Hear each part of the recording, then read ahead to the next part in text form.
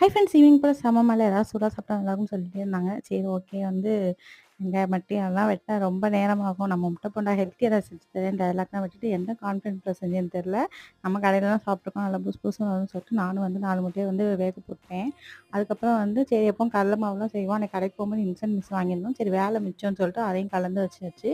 வச்சுட்டு எல்லாமே கட் பண்ணிட்டு நான் போடுறேன். செம்ம சொதப்பல் ஆயிடுச்சு. என்னடா இப்படி ஆயிடுச்சுன்ட்டா எனக்கு அந்த வெள்ள கருல மாவு நிக்கவே இல்ல. வலிக்கிட்டு வலிக்கிட்டு ஓடிருச்சு.